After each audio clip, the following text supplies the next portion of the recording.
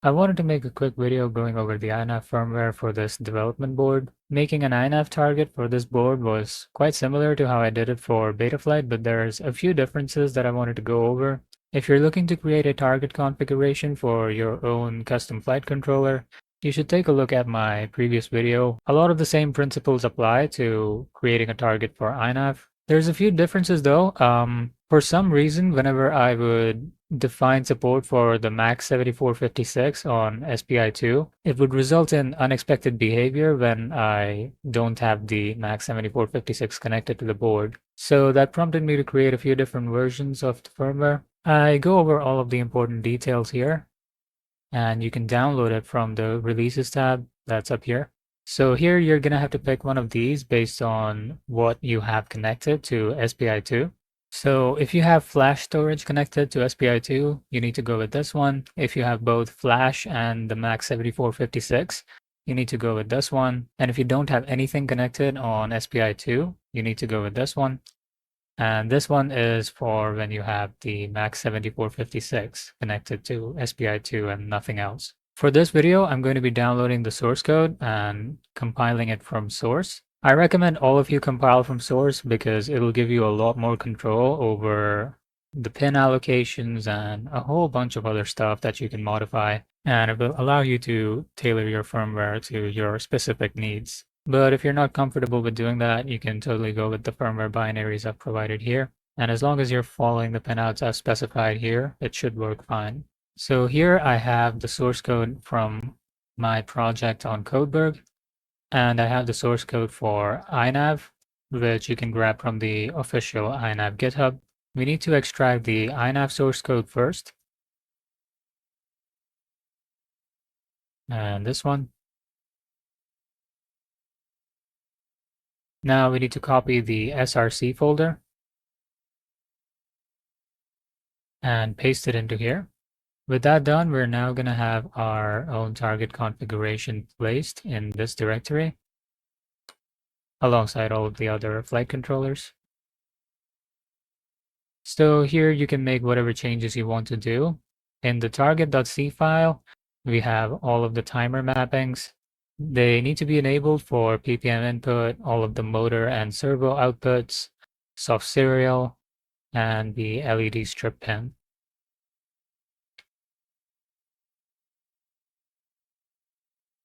And inside the target.h file, we have all of the pin allocations, supported hardware, and a bunch of other stuff that you can modify based on your particular flight controller. So for me, I don't have a MAX 7456 OSD module, so I'm going to remove this.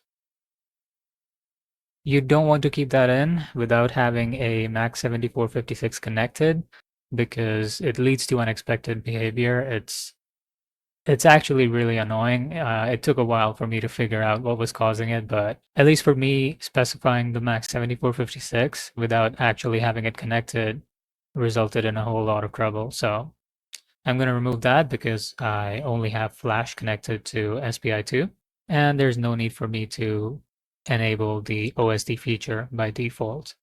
Since this is my personal flight controller and I know that I'm only going to be using the MPU 6500, I can remove all of the other IMUs that I'm not going to be using on SPI1. There's no support for I2C IMUs like the MPU 6050. Support for the 6050 was removed since INAV version 6, and while it's possible to add it back in, I haven't figured out how to do that just yet. You can switch around the pinouts for a lot of these things, but you have to keep the datasheet of your microcontroller in mind. You're going to have a bunch of pin definitions in the datasheet, and they tell you the capabilities of every pin on your microcontroller. So you have to keep these in mind while you assign pins. So that's all I'm going to change here. Once we have our folder placed in this directory, we now need to go back here and create a new folder named build. Now this is important. Before you do any of this, you have to make sure that your custom target configuration has been placed here. Oh, and I forgot to mention this. In the cmakelist.txt file, you're gonna have to modify the HSE megahertz parameter based on the specific external oscillator you're using with your microcontroller. On the development board I'm using, it has a 25 megahertz external oscillator. And so I have this set to 25. So yeah, make sure this is in place before you continue on. And now we can open up a terminal in the build directory. Now we need to execute this command. I'm going to be doing this on Linux. It should be quite similar if you're doing it on Windows. You're going to have to look up the development documentation for INAV. It should be somewhere in their wiki. So here's the building in Linux guide. And they talk about all of the prerequisites you're going to need. So make sure you go through this before following what I'm showing here. I already have all the prerequisites installed. So I'm going to execute this command in the build directory. This will download all the necessary tools needed for compiling the firmware. So once you're done running that command, we can run make. I'm going to specify J12. This is for the amount of threads you want to allocate to the compilation process. I have 16, so I'm comfortable allocating 12 of them. This will just speed up the compilation process. It's not really necessary. And then we need to enter the name of the folder we placed in the targets. So in my case, it's named like this. And then we can hit enter.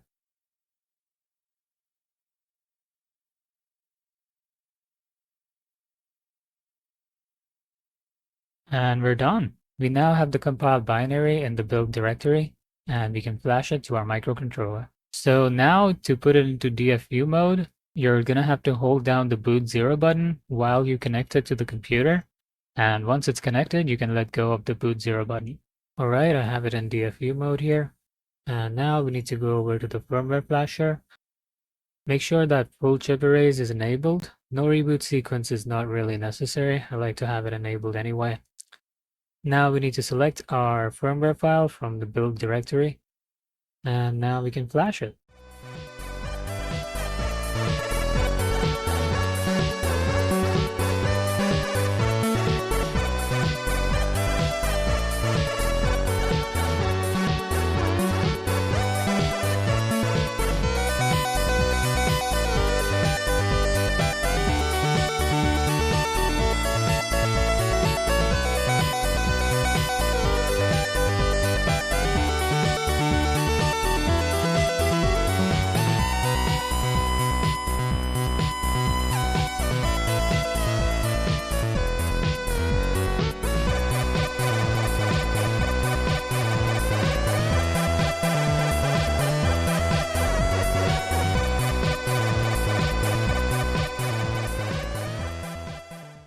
All right, it's now done. And as you can probably kind of hear, the beeper is going crazy. I'm going to keep current settings. We now need to go over to the mixer tab and set this up. Personally, I have a quadcopter in this configuration, so I'm going to select quad X. And in the outputs tab, we need to select the correct ESC protocol. For me, it's going to be standard because I'm using Simon K ESCs. Okay, now that my motors have stopped beeping, I'm going to continue what I was about to say here. So in this firmware, I've added support for 7 different outputs. This one is pin B4, this one's pin B5, B6, B7. And for the ones that are on timer 2, it should go like A15, B3, and B12, although I might be wrong about the orientation there. These should allow you to easily run a hexacopter configuration, and if you're using a quadcopter, you can assign the rest to servos or whatever you want to do, really. In ports, I have a GPS on UART1. I'm going to be using iBus telemetry and iBus input on UART2. To use both iBus telemetry and input on the same UART, you're going to have to do the exact same configuration with a resistor and diode, as I've shared in my schematics diagram. And both of them connect to the TX pin on UART2. And I'm going to enable MSB on soft serial 1 because I'm using a HM10 Bluetooth module at 115.200 baud. For the SpeedyB app, you're going to have to make sure you're using a BLE module. Bluetooth Classic does not work on that app because they don't have support for it. Now for the configuration tab, I'm using a HMC5883 and BMP280. And you want to set the I2C speed to 800 kilohertz.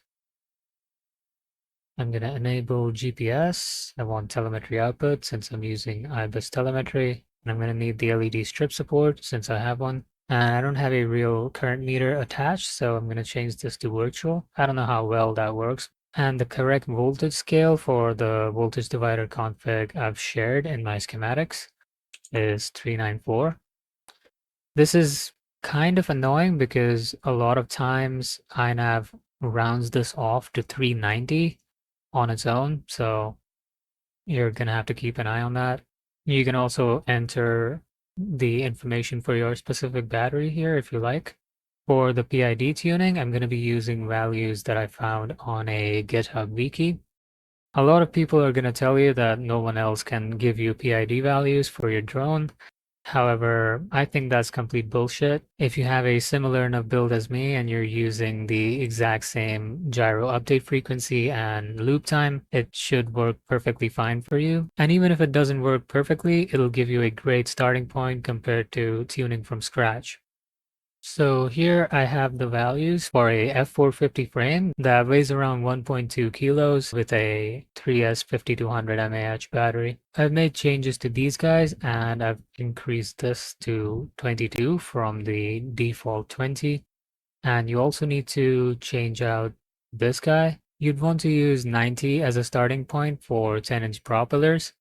And you have to try and increase this as much as you can without noticing ill effects, since lower values mean more filtering and that's going to result in more delay, which is never a good thing.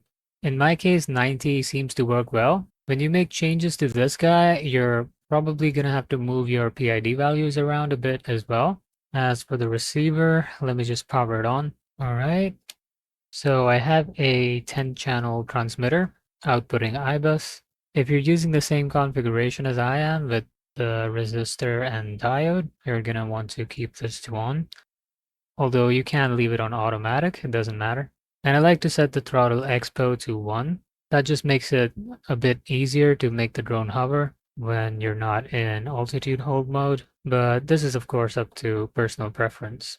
As for the GPS, the reason I have a 3D fix here is because of a stupid issue that I ran into with this firmware. Basically, it would only recognize a 3D fix when my GPS performs a cold start. And if I were to reboot the flight controller for whatever reason, it would stop recognizing the 3D fix. And the same thing happens when my GPS module performs a hot start. INAV would simply refuse to detect the 3D fix that my module had. So I had to head over into this GPS ublocks.c file and make a modification to this line of code. As for the other settings, you're gonna want to try and use uBlock 7 and only use uBlocks if uBlock 7 does not work in your case. I'm going to keep ground assistance to auto detect. As for the satellites, you'd want to keep Galileo enabled, and you can pick one between Beidou and GLONASS. So I like to keep both of these enabled. And for the alignment, I like to enable this view.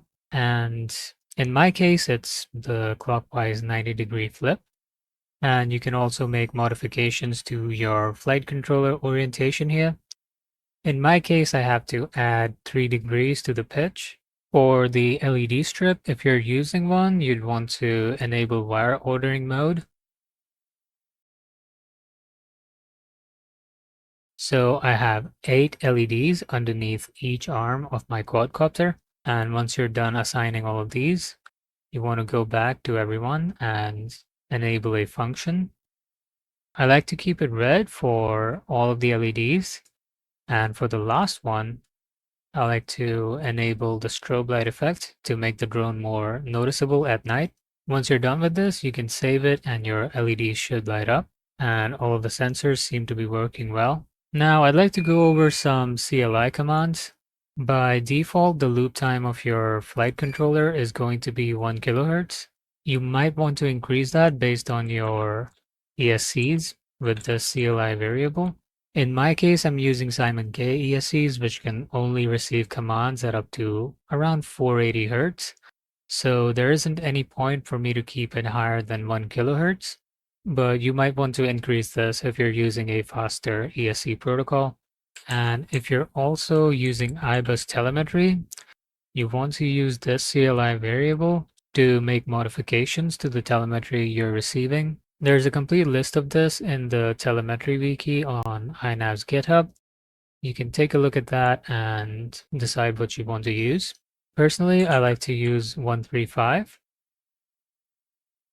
And you might want to increase the magnetometer calibration time. For me, the default 30 seconds is just not enough because my drone is quite heavy and large. So I like to keep it to 120 to allow myself sufficient time. And I believe that's everything I wanted to talk about here. And I'd like to go over how you want to add this to the SpeeDB app. I can't really recommend this app because it's completely closed source, and with the permissions it needs, it may very well be spying on you in the background. So personally, I like to disable all internet access for this app because it really doesn't need it. At least on Lineage OS, I have the option to disable network access for any application. But I don't really use this. I'm using AF Plus as my firewall instead. Unfortunately, I'm not aware of any other open source configurators that support Bluetooth modules, but using this app should be perfectly fine as long as you have its internet access disabled.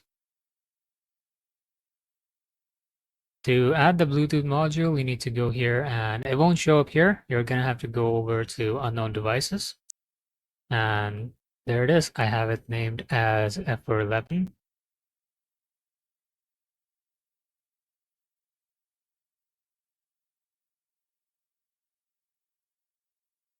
And it's working just fine.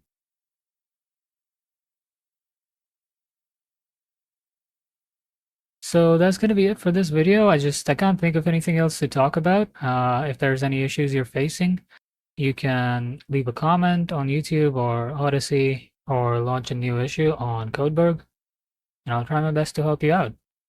I'll link to this Codeberg project in my video description, and you can also take a look at my Betaflight target. It follows the exact same pin allocations, and from my testing, it works perfectly fine. See you in the next one.